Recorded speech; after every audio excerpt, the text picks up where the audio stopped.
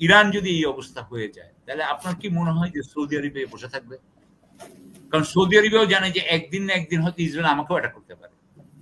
কথার কথা কি আমি সারা জীবন চাকর হয়ে থাকবো? কোনো না কোনো দেশ তখন পৃথিবীতে আমি মনে করি যে আণবিক শক্তি মানে আরো বেশি হবে।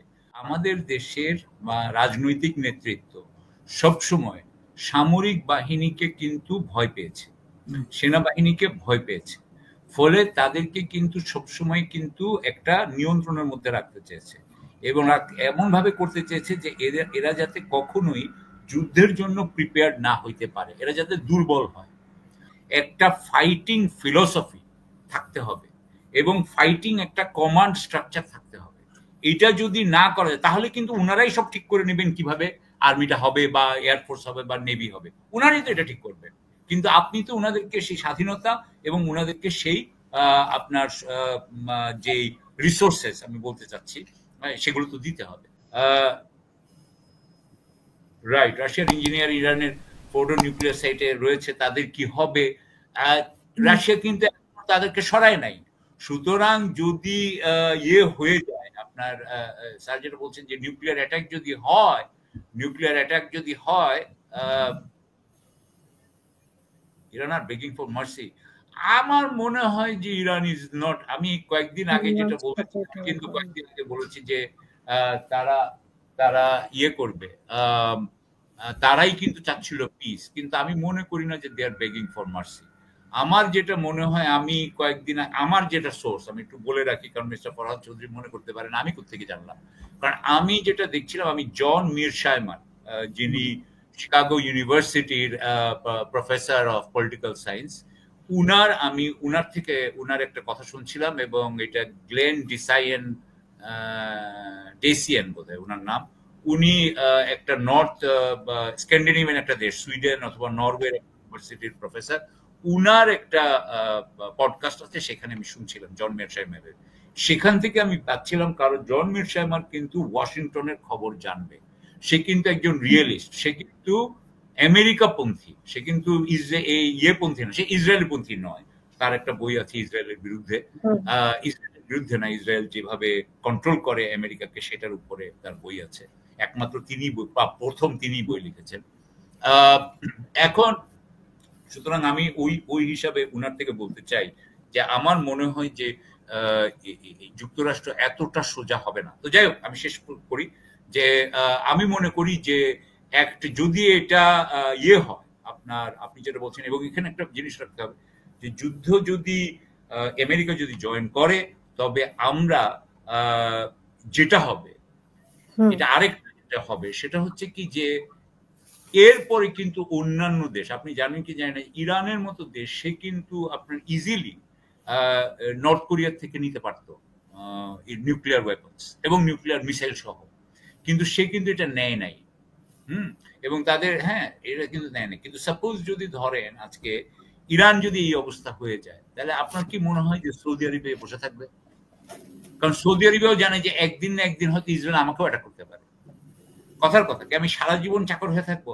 কোনো না কোনো দেশ তখন পৃথিবীতে আমি মনে করি যে আণবিক শক্তি মানে আরো বেশি হবে।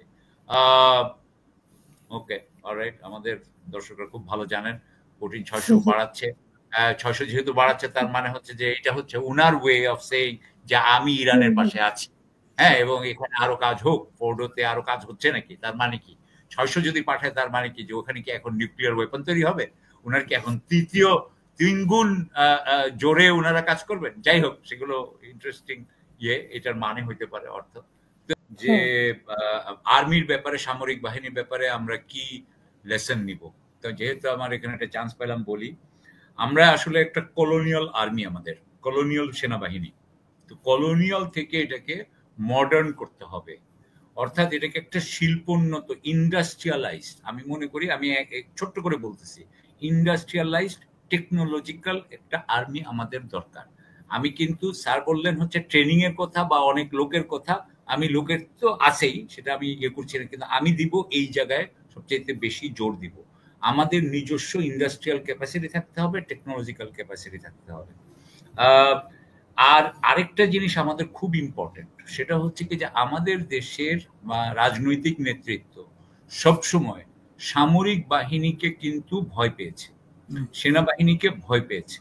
ফলে তাদেরকে কিন্তু সবসময় কিন্তু একটা নিয়ন্ত্রণের মধ্যে রাখতে চেয়েছে এবং এমন ভাবে করতে চেয়েছে যে এরা যাতে কখনোই যুদ্ধের জন্য প্রিপেয়ার্ড না হইতে পারে, এরা যাতে দুর্বল হয়। সুতরাং এইটা যতদিন ধরে আমাদের রাজনীতিতে থাকবে ততদিন কিন্তু আমাদের সামরিক বাহিনী শক্তিশালী হবে না।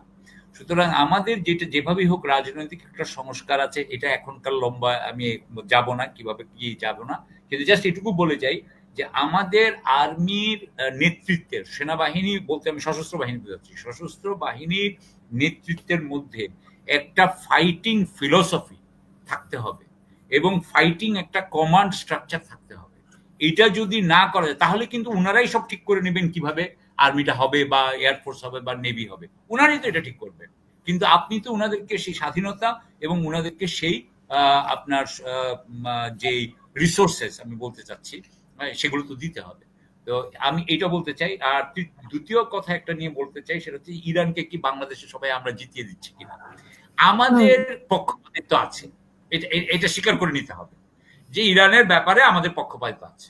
সুতরাং আমরা কিন্তু কি যে খুঁজে খুঁজে কিন্তু ওয়েস্টার্ন এমনগুলা লোককে বাইর করি যেগুলো কিন্তু আমাদের পক্ষে কথা বলবে, আমরা কিন্তু তাদের কি ব্যবহার করছি এটা আমি মেনে নিচ্ছি।